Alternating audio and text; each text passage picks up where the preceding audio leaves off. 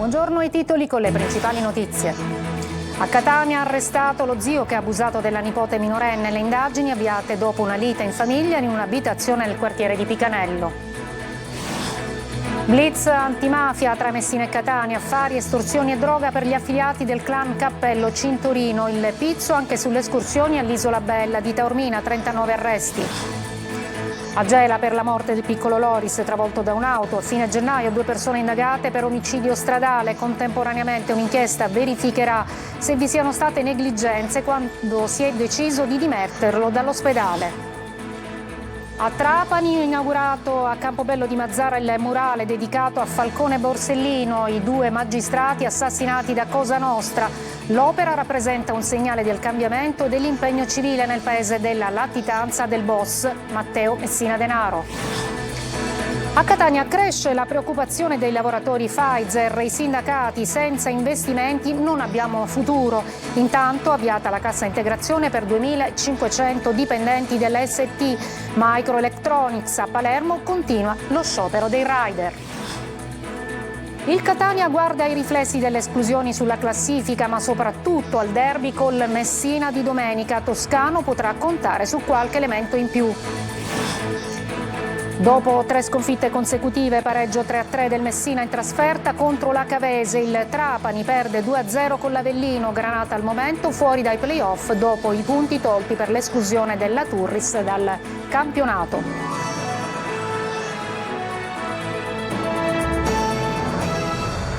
Eccoci, buongiorno. E dunque abusi sessuali sulla nipote minorenne. Un 20enne è stato arrestato a Catania. Le indagini sono state avviate dopo una lite in famiglia avvenuta in un'abitazione del quartiere di Picanello. Ci dice tutto Tonino De Mana. Un giovane di 20 anni è stato arrestato a Catania per violenza sessuale continuata ed aggravata nei confronti della nipote minorenne.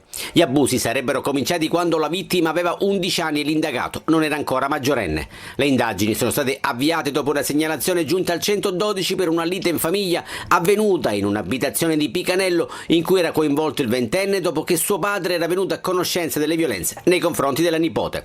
È stata la stessa ragazzina a raccontare gli abusi dello zio che le avrebbe promesso anche dei soldi. La minorenne ha ricostruito diversi episodi, aggiungendo che lo zio avrebbe abusato di lei anche durante un viaggio in Puglia nel 2021. L'arrestato, già in passato, era stato destinatario di un provvedimento di ammonimento del questore per atti di violenza domestica nei confronti dei genitori. Gli agenti hanno eseguito un'ordinanza di custodia cautelare emessa dal GIP che ha disposto i domiciliari con braccialetto elettronico.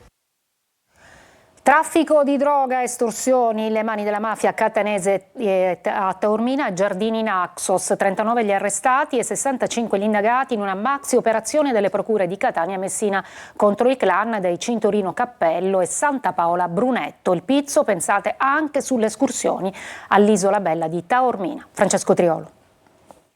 I clan catanesi avevano messo le mani sull'intera area ionica del Messinese per anni, dalla droga alle estorsioni, ma anche rapine e attività apparentemente legali che servivano a lavare i proventi illeciti. In 39 sono finiti in manette nell'ambito di una maxi operazione di Carabinieri e Guardia di Finanza coordinata dalle 2 procure di Messina e Catania. Un'inchiesta condotta, hanno sottolineato i procuratori Antonio D'Amato e Francesco Curcio, in sinergia e coordinamento con scambio di informazioni che ha superato la logica del territorio. 65 gli indagati complessivamente che riguardano i clan etnei dei Cintorino Cappello e dei Santa Paola Brunetto per illeciti commessi tra il 2020 e il 2022, grazie anche alla mediazione di alcuni personaggi di rilievo che avevano impiantato la loro base operativa tra Giardini Naxos e Taormina, non solo nella droga ma anche nel giro dell'estorsione ai commercianti e perfino ai gestori del noleggio barche per le escursioni all'Isola Bella. Sono stati registrati casi di estorsioni che si sono quasi succedute di generazione in generazione, per cui ci si presentava dopo anni, anche dopo che era già stata accertata quell'attività estorsiva, per continuare a farla, e purtroppo registriamo che le vittime di questi reati si ritengono sudditi e non cittadini, perché un cittadino dovrebbe reagire e denunciare, cosa che non è avvenuta. Le indagini hanno monitorato anche le dinamiche sociali, oltre che criminali. Ad esempio, i clan sono intervenuti anche nella vita privata, col capo sodalizio che ha dettato le regole tra 2 persone legate sentimentalmente. Mentre c'è la mafia degli affari, della droga più moderna, poi c'è la mafia tradizionale che esercita un potere nella vita personale delle persone, cioè dei soggetti, dei cittadini anche non dediti ad attività delittuose. Insomma, si litiga con la fidanzata, interviene il capomafia. E oggi a Catania la commissione antimafia in prefettura. Il presidente Cracolici sul blitz antimafia a Catania e Messina dice: Cosa Nostra si infiltra in tutti i settori dell'economia, anche nel turismo. Lo ha sentito per noi Adelaide Barbagallo. In prefettura a Catania la riunione della commissione antimafia presieduta da Antonello Cracolici, una riunione per fare una mappa sulla criminalità organizzata in Sicilia, una mafia sempre più tentacolare che fa affari anche con la politica, i politici che cercano i mafiosi, ma anche una mafia che fa affari con la cocaina soprattutto. Catania è la città dove sono stati effettuati i sequestri più imponenti di droga, una mafia che si infiltra anche nel tessuto commerciale ed economico delle città e non ultimo nel settore del turismo, come è stato evidenziato nell'ultima operazione effettuata tra Messina e Catania. Ci sono una serie di evidenze che dimostrano che pseudopolitici esercitano in nome del consenso l'idea di poter in qualche modo entrare in contatto con queste persone. Io ripeto, nelle nostre comunità tutti ci conosciamo, avere a che fare con personaggi che si sa essere espressione della criminalità per ottenere qualche voto significa mettersi a loro disposizione, significa voto di scambio politico mafioso. Una mafia che si infiltra in tutti i settori dell'economia, adesso l'ultima operazione ci conferma anche nel settore turistico. Questo già evidenti, una serie di evidenze investigative. La mafia cerca di riciclare utilizzando i soldi che sta facendo in maniera immensa dal traffico della droga, di riciclarli in settori dell'economia pulita. Il turismo, che è un settore in crescita, è uno dei settori per i quali i mafiosi tendono in qualche modo a reinvestire, a darsi una verginità, ma con una logica e con una mentalità che è tipicamente mafiosa. A Gela l'investimento, il ricovero e poi il peggioramento improvviso e la morte. Giallo sulla fine del piccolo Loris travolto da un'auto. Aperta un'inchiesta per verificare se vi siano state negligenze mediche. Intanto 2 persone sono indagate per omicidio stradale. Geritalia. Cosa è successo a Loris Rodoti nelle settimane tra l'incidente e la sua morte? È questa la domanda a cui stanno cercando di rispondere gli inquirenti. Il bambino era stato investito a fine gennaio a Settefarine, alla periferia di Gela, da una Lancia Y, riportando ferite che in un primo momento, seppur molto gravi, sembravano compatibili comunque con la ripresa. Ricoverato a Gela era poi stato trasferito in altri ospedali dell'isola, fino alle dimissioni, ma nei giorni successivi le sue condizioni sono progressivamente peggiorate, fino all'ultimo disperato tentativo di salvarlo a Palermo e al tragico epilogo. Ora la vicenda è sotto indagine. Sul fronte giudiziario 2 persone sono state iscritte nel registro degli indagati per omicidio stradale, la 29enne che secondo le prime ricostruzioni era alla guida dell'auto e un 39enne che si trovava con lei. Inizialmente l'accusa era di lesioni gravissime, ma la morte del bambino ha aggravato la loro posizione. Oltre alla dinamica dell'incidente però la magistratura sta approfondendo anche il percorso sanitario dei Loris. I carabinieri hanno sequestrato le cartelle cliniche degli ospedali in cui è stato ricoverato per verificare se le sue condizioni siano state valutate correttamente. Tanti i dubbi ad oggi, troppe le domande senza risposta. L'autopsia dovrebbe aiutare a stabilire se ci siano state negligenze. Nel frattempo la magistratura indaga su più fronti, 2 procure e un solo obiettivo: capire se la morte di Loris poteva essere evitata.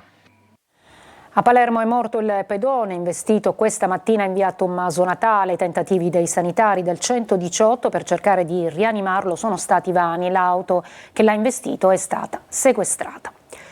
Si allarga a macchia d'olio l'allarme per i ritardi nella sanità in Sicilia. A Catania un caso di morte in sala operatoria di una farmacista finisce con un indagato. Intanto è ancora scandalo per gli esami istologici in ritardo.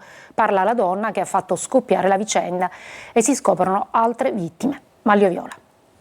Doveva essere un intervento di routine, ma da quella operazione semplice Domenica Sammatrice, giovane farmacista ragusana, non si è mai più svegliata. Per la morte della giovane donna operata all'Istituto Humanitas di Catania il 25 ottobre del 2023 e dichiarata morte il 9 novembre seguente, la Procura di Catania ha concluso le indagini e stabilito che, in base all'ipotesi accusatoria, la morte sarebbe dovuta a una complicazione in sala operatoria, ma in quel momento non c'era l'anestesista rianimatore.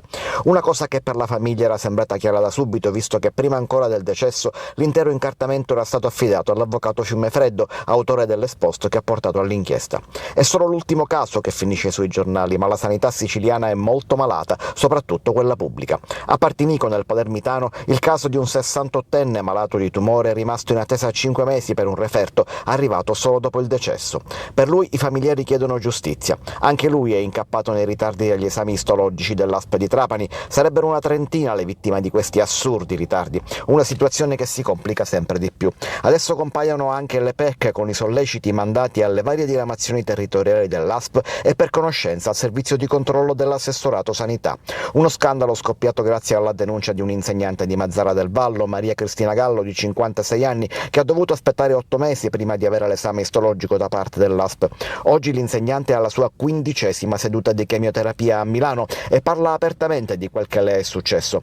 Oramai il male è stato compiuto, racconta. La mia battaglia non è né rancore né rabbia, ma è soltanto per cambiare le cose affinché si possa garantire un'ottima sanità e un futuro per i nostri figli. Ma intanto lo scandalo si allarga e si scopre che come lei ce ne sono tanti altri e ancora chissà quanti da scoprire. E sui ritardi nei referti poco fa è intervenuto il presidente della regione Schifani che dice: attendiamo una relazione, esamineremo i fatti con estrema lucidità e rigore. Schifani ha poi aggiunto: sulle carenze di organico sono iniziati i reclutamenti per incrementare i medici in Sicilia, il bando aperto per professionisti di tutto il mondo.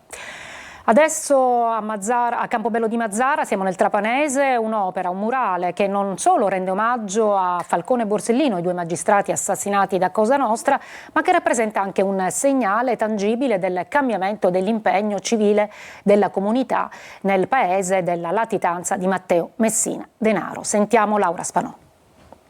Un messaggio di legalità e di contrasto alla mafia in un'opera d'arte pubblica è stato inaugurato a Campobello di Mazzara, ultima residenza del latitante Matteo Messina Denaro, un murale che raffigura i giudici Giovanni Falcone e Paolo Borsellino. L'opera, realizzata dall'artista di Castelvetrano Fabio Ferrara in arte Ira, è stata dipinta sulla parete di una palazzina popolare a 100 metri dal vicolo San Vito, oggi via 16 gennaio 2023, dove ha vissuto da latitante il boss. Con questo murale Campobello di Mazzara si propone di riappropriarsi della propria identità, dissociandosi dall'immagine di una città legata alla criminalità organizzata e ribadendo il proprio impegno nella lotta alla mafia. Campobello non è la città della mafia, ma vuole essere la città di Falcone e Borsellino. E Campobello, come tutti, d'altronde non possiamo che stare dalla parte dello Stato, da questa parte, che guardiamo verso quella strada, quel vicolo che io ho voluto denominare via 16 gennaio 2023, vittoria dello Stato sulla mafia. Si tratta di un'opera dedicata ai giovani, lo testimonia anche la frase di Borsellino scritta sul murale, come ha detto alla sorella di Falcone, Maria. Paolo diceva: se la gioventù negherà il consenso alla mafia, anche la potente organizzazione svanirà. Un'opera che non solo rende omaggio ai 2 magistrati assassinati da Cosa Nostra, ma che rappresenta anche un segnale tangibile del cambiamento dell'impegno civile della comunità. Presenti alla inaugurazione i bambini delle scuole di Campobello di Mazzara.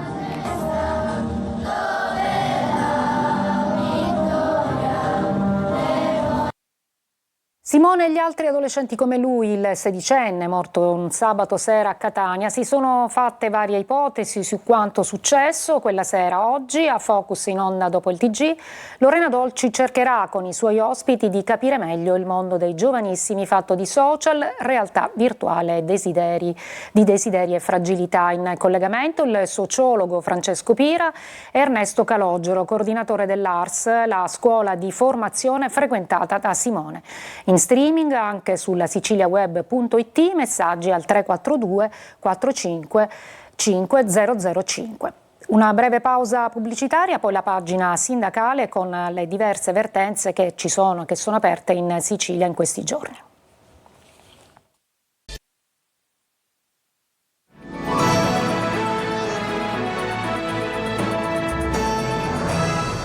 Cresce la preoccupazione dei lavoratori Pfizer che si sono riuniti stamattina davanti allo stabilimento di Catania. I sindacati dicono: senza investimenti non abbiamo futuro. Intanto scatta anche la cassa integrazione per 2.500 dipendenti della ST Microelectronics. Tonino De Mana.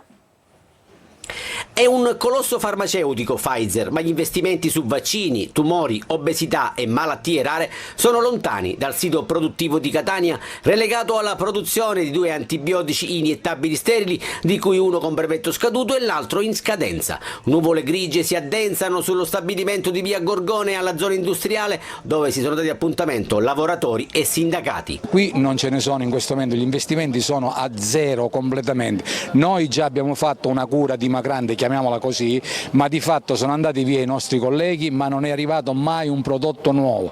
Siamo fortemente preoccupati, quindi è chiaro che questo è il primo sit-in che faremo e di conseguenza, se non abbiamo risposte, andremo avanti anche al Ministero, perché vogliamo che anche il governo italiano faccia la sua parte. Da anni si sta assistendo ad un radicale cambiamento industriale, ma la rimodulazione degli asset continua a non tener conto dello stabilimento catanese. Il sito di Catania pare privo di qualunque investimento, perché noi facciamo qui iniettabili sterili. Chiediamo al prefetto un intervento immediato perché convochi Pfizer in prefettura e faccia chiarezza sul piano industriale. Vogliamo investimenti su nuove biotecnologie. Comprensibile la preoccupazione dei lavoratori. Ogni 3-4 anni ci ritroviamo sempre nella stessa situazione, ha 10 anni che aspettiamo un piano industriale che non c'è mai stato, ovviamente ognuno di noi ha famiglia, ha mutuo, siamo monoreddito e quindi giustamente la preoccupazione ce l'abbiamo e forse questa volta più forte delle altre volte. E non arrivano buone notizie dalla ST Microelectronics,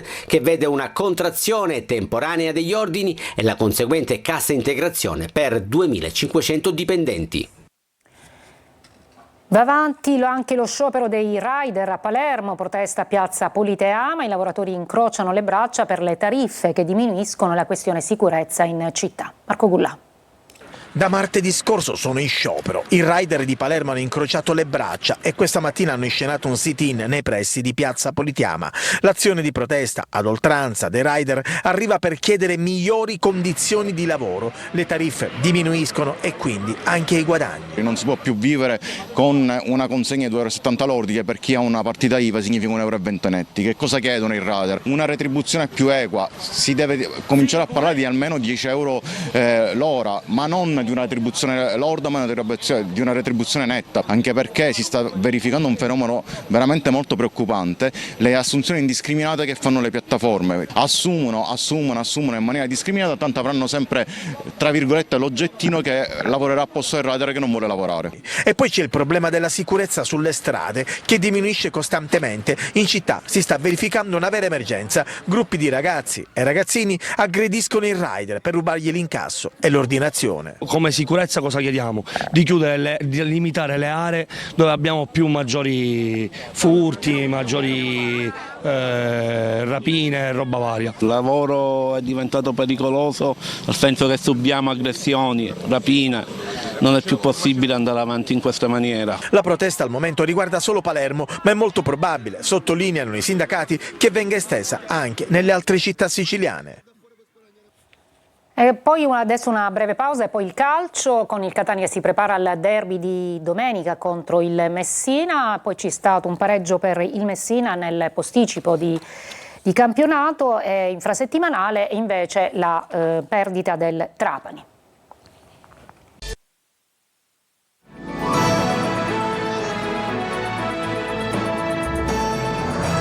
Eccoci al calcio, il Catania guarda i riflessi delle esclusioni sulla classifica, ma soprattutto al derby col Messina di domenica. Toscano potrà contare su qualche elemento in più. Marco Carli. Concentrazione massima sul derby. Il Catania, complice lo stravolgimento di campionato e classifiche con le esclusioni di Turris e Taranto, ha saltato il turno infrasettimanale del torneo. Avrebbe dovuto giocare proprio con i corallini, che hanno detto addio al campionato. Con i riflessi visibili sulla graduatoria di tutti, anche su quella del Catania. Gli etnei hanno perso un punto solo, visto che a Torre del Greco avevano pareggiato e non hanno appunto giocato il ritorno. La squadra di Toscano, fino alla fine della stagione regolare, giocherà 6 partite, Ne salterà infatti un'altra, penultima di ritorno, che avrebbe dovuto disputare col Taranto. Il rotondo successo di Latina è servito a guadagnare in fiducia e a rilanciare la propria corsa in zona playoff, con la squadra di Toscano che è settima in classifica e che prosegue anche un'altra corsa, quella verso il recupero degli infortunati. Le immagini diffuse dal club, oltre a riportare la bella notizia del DS Faggiano che si riaffaccia agli allenamenti della squadra, danno il senso di un ritorno in gruppo di Anastasio Dal Monte, saranno pronti per Messina. Titacchio procede verso il rientro e Sturaro per cui ci vorrà ancora tempo, così come per Inglese. Toscano con rientro di stoppa dovrebbe affidare a quest'ultimo e a Jimenez il ruolo di trequartista dietro l'unica punta, Montalto o De Paoli. A centrocampo, a sinistra, andrà Lunetta. Dopo 3 sconfitte consecutive, pareggio 3-3 del Messina in trasferta contro la Cavese, decisivo l'attaccante Luciani, autore di una tripletta. Sergio Colosi. Il 3-3 di Cava dei Tirreni vale poco per la classifica, ma certifica che il Messina non alza bandiera bianca, a dispetto di una società assente e colpevole. Al Simonetta Lamberti, primo tempo quasi perfetto degli uomini di Banchieri, che schiera 2 punte. Con De Sena non c'è Costantino, ma un Luciani tarantolato, che 3 gol in una partita non li aveva mai segnati. Il Messina parte forte, sfiora il vantaggio con Luciani e Petrucci e lo realizza al minuto 29 con un colpo di testa dell'ex Frosinone.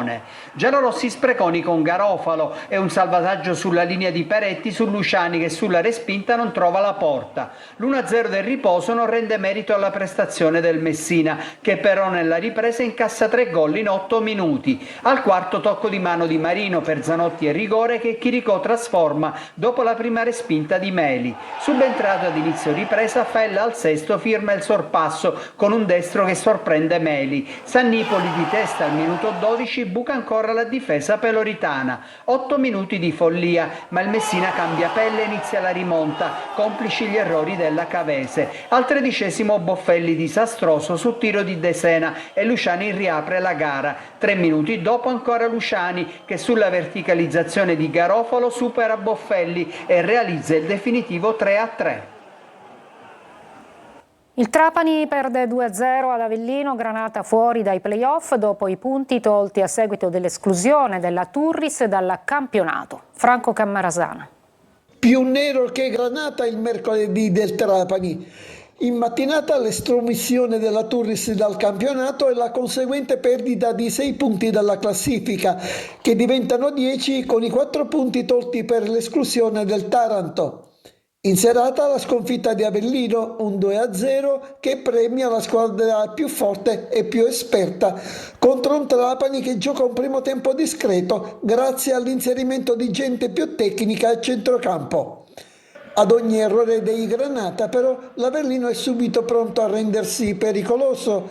La prima volta all'8° tiro ravvicinato di Fagundo Lescano e Wikai si salva aiutandosi con uno stinco.